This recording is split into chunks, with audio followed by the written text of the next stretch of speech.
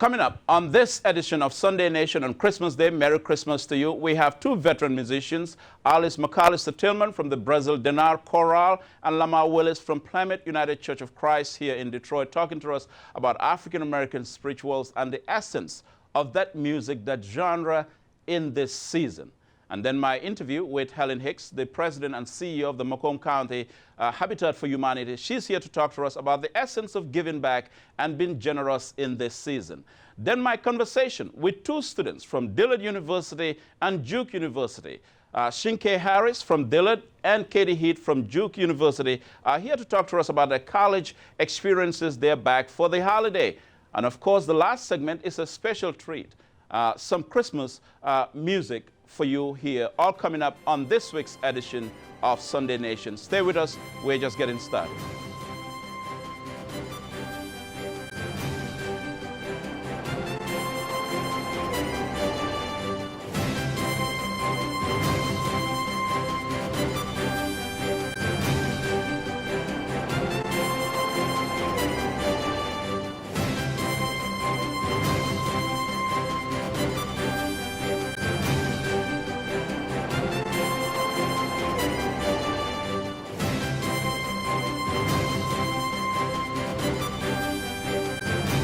Welcome to Sunday Nation. Merry Christmas, Happy Yuletide to all of you who are watching us from home on this beautiful day. Of course, today we're looking at African-American spirituals in this season. And of course, we've brought in veterans for you. Lamar Willis is the Minister of Music at Plymouth United Church of Christ here in Detroit and a veteran music educator. McAllister Tillman is the Artistic Director at the Brazeal Dennard Chorale, which is celebrating its Golden Jubilee, 50 years of existence here in Detroit. And of course, she performed so wonderfully at the homegoing service for the late Queen of Soul, Aretha Franklin. Merry Christmas to all of you. Merry Christmas to you as well. And thank you. And Alice, let me begin with you. Sure. The Brazeal Dennard Chorale, a legendary group here in Detroit, yes. Very revered. 50 years Golden Jubilee, that's a milestone. Yes, it is. I think that it's an incredible milestone. Right. Given that our founder, Brazeal Wayne Dennard, was right. such a Detroiter. Right. Attended the Detroit Public Schools, Wayne State University, and taught in Detroit Public Schools and was the supervisor of music for the Detroit Public Schools as well. So the organization is deeply rooted here in Detroit, and we were founded with a principal mission to remember, discover, and to preserve the music of African-American composers and to perpetuate the heritage of the Negro spiritual. And there is no better time to really display that heritage, perpetuate it, than during this season. I agree. I totally agree.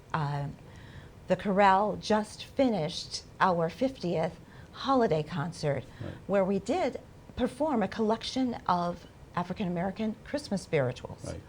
Right.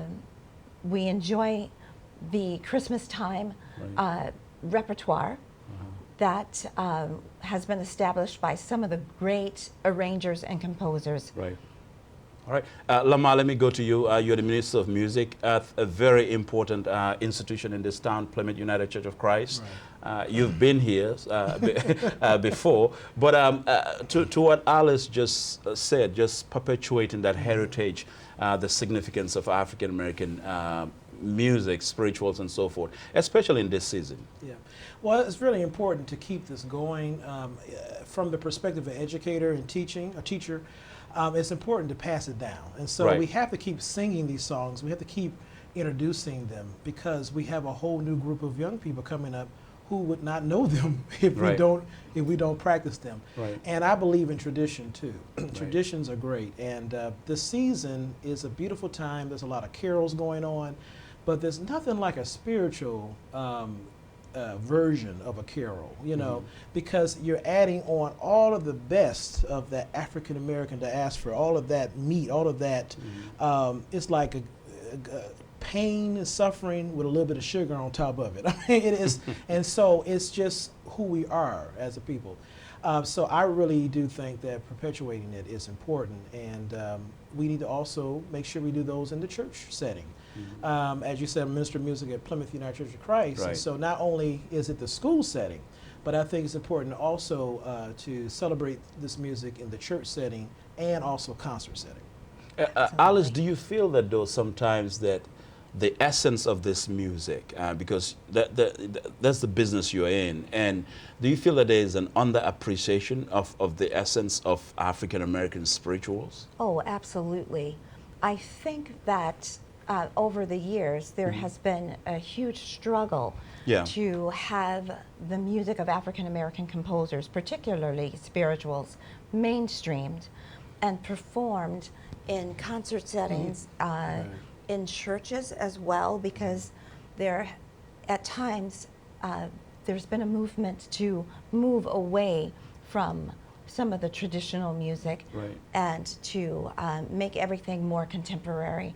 But given the history of the spiritual and its origin, it's so important, because some people say that jazz is the American music, the only music that America can take credit for, but that really isn't true. It's the African American spiritual that was here first. Lamar, your take? Yeah, I believe that. Just to kind of add on to that, if you look back, think about some of your greatest artists that are African American. Where did they come out of? The church. The church. Where the spirituals and the schools, think about it, where we get the spirituals from. So sometimes we have all of these different groups that take credit for things, but the spiritual is where a lot of people get that that blues and that jazz from, you know, in a way. We take for granted sometimes the history, and there is kind of a pushback with spirituals, and they'll say, oh, well, that is sad, or it's talking about a narrative that is, you know, maybe not as popular to talk about. But it's the truth. It's real. It's reality. And guess what? And we're still here. So we still need to speak on what we need to speak on. We need to still sing the things that we need to sing, because the people are still here and they still need it. And here's the beautiful thing too. The spiritual, though, is for all people. See, oh, absolutely. It's for all people. So all people can receive this. It's a gift. But we need to make sure we know who created the gift too. I say that many people might say that spirituals are sad, but really they speak to the resilience of a people through hope and joy and the expectation of salvation. And many times when we speak about salvation, it's not just the end reward when your life comes to an end, but that whole, salvation meant freedom as well. So the spirituals served just an incredible purpose to uplift and to make sure that the journey continued. It's a liberating. Absolutely. I love what you just said there, Alice, because, and think about this time of the year, right? This time of the year is Christmas, right? And I just had a rehearsal maybe a week ago with one of the choirs at my church. And we got done early, and we just took a moment, and some of the people in the rehearsal said, you know, Christmas is not always a happy time for people. And I listened to that. I said, because you get caught up in, yay, we're all wrapping gifts and all wrapping gifts and the commercials, and everyone's happy. But what about the people who lost someone? What about the people where Christmas is a reminder of a journey, reminder of a pain? Okay. If you can have a song that you can sing and put in place all of those burdens on, you see what I'm saying? And you can actually sing through it and get on the other end, the other side of it, okay? That's what a spiritual can do. So the place of putting a spiritual or spiritual carol in or around people, it gives them that hope. Like you say, this is a time where people need hope, because we forget about the folks who are struggling during this season, during the Christmas season. So they need to hear a message of hope, of a message of it's going to have a better end if you just keep on keeping on, as the spiritual says. And joy, I think of Wasn't That a Mighty Day? Right. As arranged by Jacqueline Hairston. Yeah, Hairston. I'll sing a bit of it. Sure. Wasn't that a mighty day?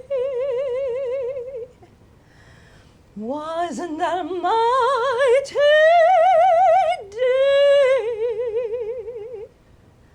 Wasn't that a mighty day when Jesus Christ was born? When Jesus Christ was born, sun rose in the east, sun rose in the east, sun rose in the east, when Jesus Christ was born. When Jesus Christ was born.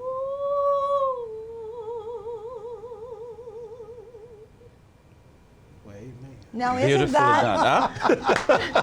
doesn't that bring you joy? Just thinking about Yes, that it does. text, Just you know? forgot about all my problems. Yes, You know, yes.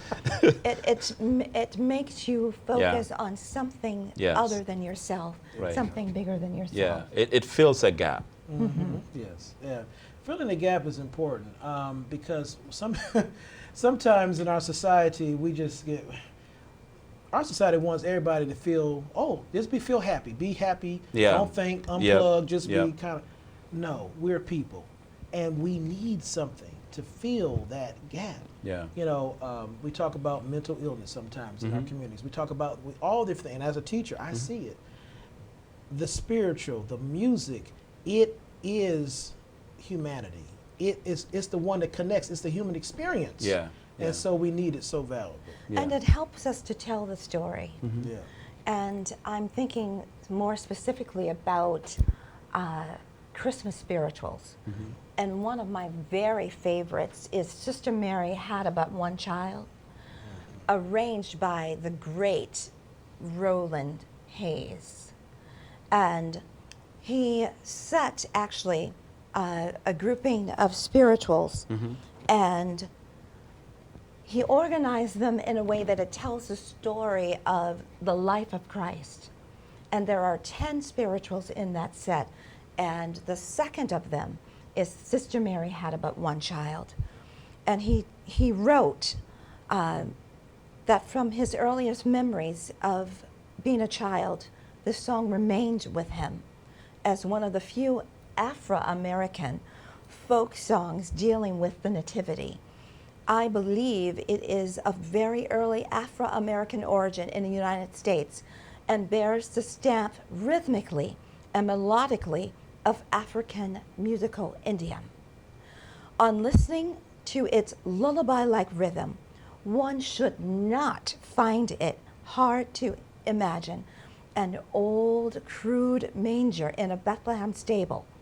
But to me, the rocking was not that of Mother Mary's hand, but of some mysteriously roving, supernatural wind which swayed the ancient ways, the ancient walls to which the Holy Child's crib was pegged. I think about that, and he tells the story of Sister Mary and that one child through the eyes of an African American man in the 1920s. He was born in the latter 1800s. So he tells this story, And it's such a beautiful piece. You'll have to hear it sometime. Yes, yes. We'll have to bring you back. But it's such a powerful metaphor, though, because Yes. to the imagery itself. Absolutely. And it goes back to what we said earlier, you know, just the essence of African-American spiritual, giving a different viewpoint Yes. that is sometimes not generally accepted. Now, nobody complains about the old Christmas carols. Every year, people, Right. they embrace it. I mean, I think that should be the same with African-American spirituals. Yeah, I think we need to, again, we have to teach it. We have to do it. We have to get these songs more exposed in our churches again. Right. In And our our communities, concert halls. and our concert halls. Thank right. you. We can't just allow it to be a one-time wonder. Yeah. Yeah. We can't just keep having, well, let's just bring out this on this month. Right. And we good now. We're all Right. good. No, Right. no. This is a ongoing thing. Right. And if we're going to let it grow Right. and keep it alive, Right. we have to involve it. Alice, I gotta give you the final question here. You Sure. performed majestically at the homegoing for the Queen of Soul, Aretha Franklin, which Yes. was an international funeral. Yes. What was it like for you to perform Ave Maria at that homegoing service for Aretha Franklin? Well, I was so honored to be a part and to have just a small way that I could honor Miss Franklin's diverse musical background. I'm still in awe of the fact that, you know, I was asked to do that. And Miss Franklin was multifaceted with Yes. her music, and to represent the classical side of her was just an honor that I shall cherish forever. Well put, well said. I want to wish you all a Merry Christmas again, and thank you so much for being here. Oh, you're so welcome. Thank you for having me. Yes, yes, yes. On this Christmas day, Lamar Willis, the Minister of Music and Music Educator at Plymouth United Church of Christ, of course, Alice McAllister Tillman, who is the Artistic Director at the Brazeal Dennard Chorale, which is a legendary gospel musical group here in Detroit, celebrating Golden Jubilee, 50 years. That's half a 50 century. years. Yep, 50 years. That's half a century, and we work really hard to perform all genres of music at the highest level. All right. So we'll have you all back. This won't be the last time. We'll be right back with more on Sunday Nation. Don't go anywhere. Stay with us. I'm Bankole Thompson.